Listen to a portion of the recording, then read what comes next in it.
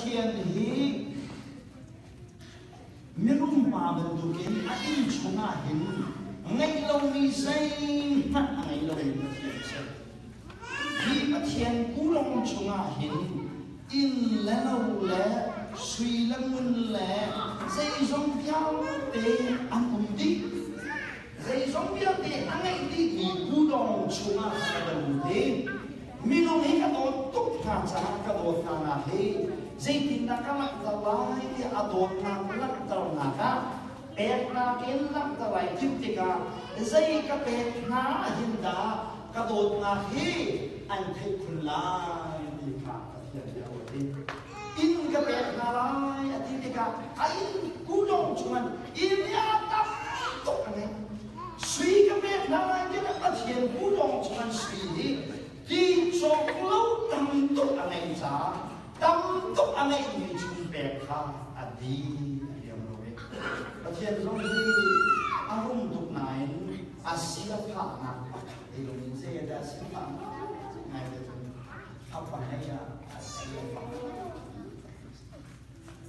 ประเทศที่เสียดอาเซียนผ่านทับฝั่งไหนอะอาเซียนสิ่งที่ทำทับฝั่งไหนอาเซียนผ่านก็ที่เสียจะริซับอันนี้เรากูบ้าสมัยอาช่างกูตรงนี้เฮ้ยประเทศเนี่ยกระโดดดิทับบ้าตั้งที่ไหนจุฬาเยาวเนี่ยทับบ้าประคับเองยังไงทับบ้าประคับเองจูอับพึ่งดังไงอับแค่เราอับพึ่งดังไงวันบ้าคนก็ดังในรีนิมล้ออันยังตัวดูดิ้งอาเซนาเซตีสนุกกระทำเว้ยเฮ้ยจูพาไปที่การนั้นมาบันดูดิ้งดิ้นหนักพาดิ้งเด็กจูไก่ดิ้งมีจูรุ่มหาเซอยากพาไปดิ้งเราจนจะเทียมจนดิ้งนี้ดีกับขจำนักเสร็จแล้วไก่กับฝักดิ้งนี้ไก่ดิ้งมีจูกระเทียมนี่จิ้มหนักกระเบียดดีแล้วฟ้ากระถิ่นที่กาไก่ที่โม่ชันมีจูอาเรียนชวนถึงดิ้งอ่ะฟ้าเป็นมีพิเศษนั่นนี่นั่นฟ้าแล้วจะจ่าจวนเทียบพิเศษบอยสติ้งอ่ะฟ้าเป็นมีน้อยน้องไล่อินจิเนียร์สติ้งลงอ่ะฟ้านั่นเพลงภายสังลำปีไงดิ้งลงอ่ะฟ้านั่นจริงนั้นใครจุกขาโบราณขันฟ้ากระถิ่นเขาเจ้าจ่าฟ้ากระถิ่นแต่จุกระเทียมเรียนชวนดูดิ้งประกาศฟ้าเป็นมีพิเศษช่วงนั้นอาจจะขนุนเลยปฐมกันเองนะขนุนเลยปฐมดูก็จะนู่เรียนตัวนี้ก็จะขึ้นดังได้ว่ากระเชียร์ป้าหิมจะอะไรวะกระเชียร์เรียนตัวนี้มาเป็นมีห้างเสร็จจานเชียงนั้นเชียงลงนั้นอาเบนี่กระเชียร์เบี้ยทำพัฒนาสโลอันเบี้ยทำจังหัวจนจะเชียงลงนี่กระเชียร์เรียนตัวโคชิติค่ะกระเชียร์ตุ๊กจ๋านักไอ้ลูกมวยบ้านมันโคตรจะกระฟ้าเลยจานมันเชียงต้องส่งอ่ะอันมาขับเองจะเนี่ยเขาไล่จานเนี่ยเขาบอกว่าอาซาบุรีจะเชียมดิ้งต้องมาผ่านดิ้งนะเราประเทศนี้อะไรอย่างคนนั้นจะเชียมไม่ใช่อะไรชักนาสุดจะมาโม้สิใครดิ้งมีให้จะเชียมยิ่งดิ้งทางนาเสชัวร์มาไม่น่าจะดิ้งกระตาเก็บปัจจัยนั้นเราใครกระตาเก็บจุดประเทศเรียนชวนดูดิ้งประกาศฟ้าเองเดมีเสฟ้าประกาศอะไรอยู่โชว์ฟ้าจุดนั้นฟ้าประกาศมองเป็นตัวภาษาฟ้าประกาศมองเป็นโชว์เรื่องที่ลายที่นุ่มในเรื่องว่าเขาขัดใจน่าจะยิ่งโมนาองโซเซจน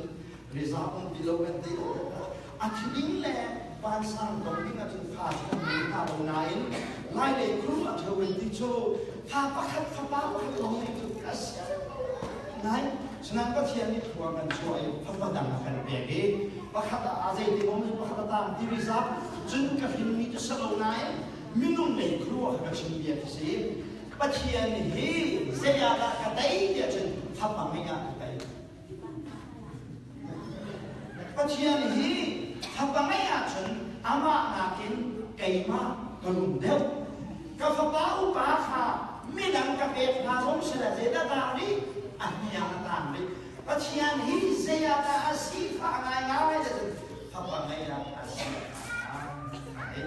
aku dah rasa ni kan angai ni atam tuki atam tuk ni cuki feki adok nak lang tadi adia dia pakloi risama ni diloni sehingga pakat ni logan ni aku ni ambil minjo kain curi pokala kan ini pakat ni kepek nasi jen kadok nak ni anfir na dia tu cu angai ni lagi aku jadi cu apa nak cu mesin apa nak cu beng main kalau ini na akan bernahi Sete Akiadi Alantar Dihi Pakat Nama Petrangin Baciani akan bukna Apa Petrangin Alantar